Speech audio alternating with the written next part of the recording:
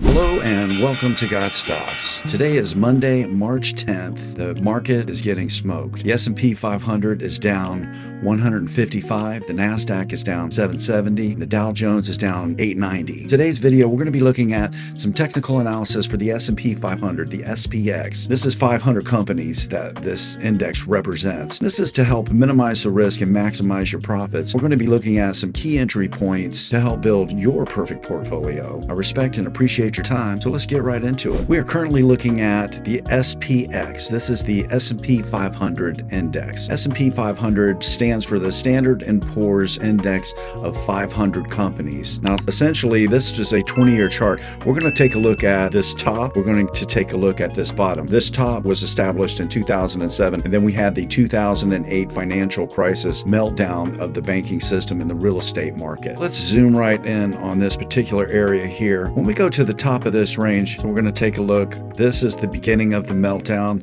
and this is the end of the meltdown. When we look at these numbers, the top of the range in November, the high was 1545, the low was 1406. Our meltdown lasted for over a year and ended March of 2009, hit a low of 666. 1545 and 666.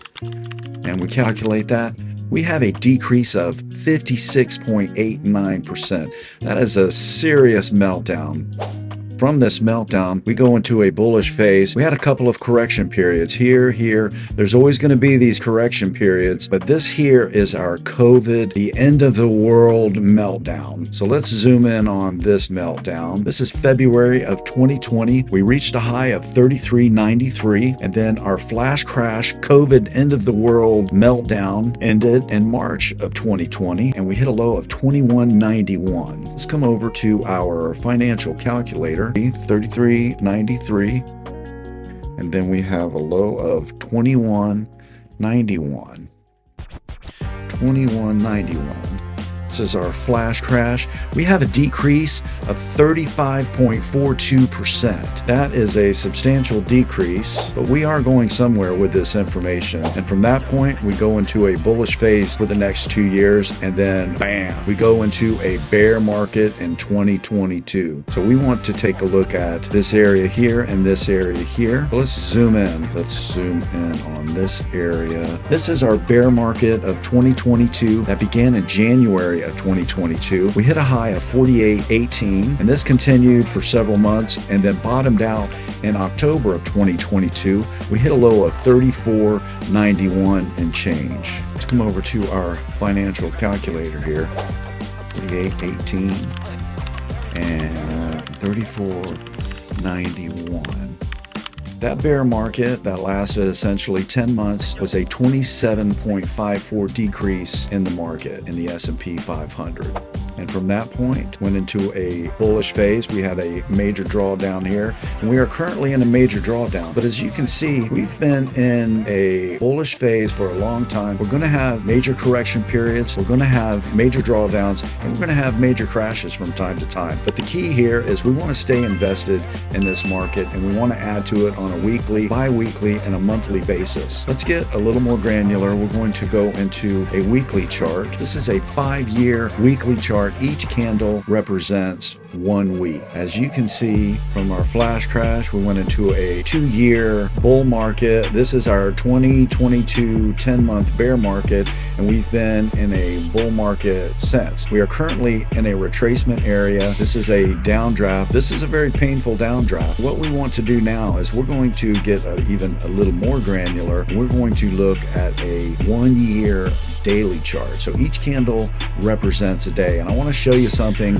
with gaps that get filled. Anytime a market gaps up substantially, you're going to have some major retracement periods. So in this particular chart, we're looking at a 1-year, 1-day chart. So every candle represents 1 day. What this allows us to do is this shows us all the gaps in the market. And when you have substantial gaps in stocks and indexes, these substantial gaps, they tend to get filled. We want to take a look at this. We're going to set some support and resistance areas just to see when are some good entry points for us. First thing that we want to look at is the 52-week low for the S&P 500 is 49.53 and change, and the 52-week high for the S&P 500 is 61.47. 49.53. Our 52-week low in the S&P 500 is 49.53 and change, and our 52-week high is 61.47.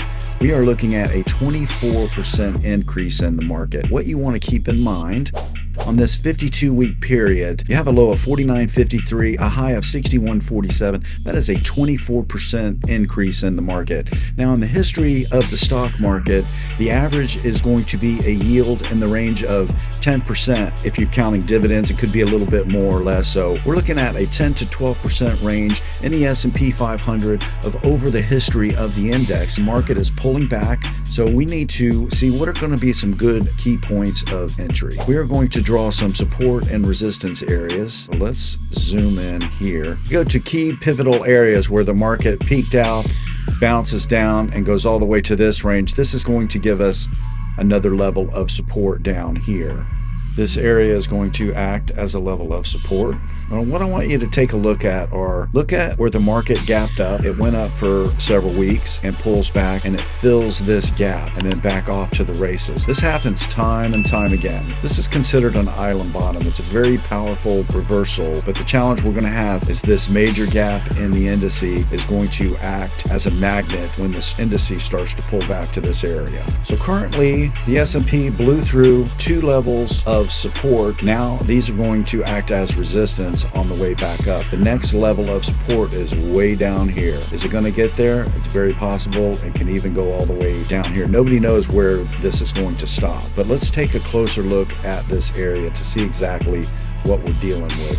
We want to take a look at the high, of course, of 61.47, and then currently this low that it hit today on February 19th of 61.47, and today's low, March 10th, it hit a low of 55.64.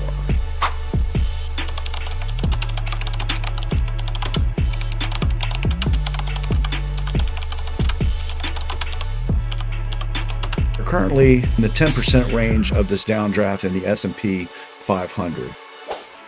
Typically, over the history of the market, you will have two drawdown periods of the 10% range, give or take a few points every year. And then every 2 years, you're going to have a 20% downdraft. So this could essentially keep going. We don't know where this is going to stop, but it will flush out at some point. Our next support is going to be 54.02 and then 51.19. If it continues to draw down, we are currently in the 10% range. This would be the 12% range.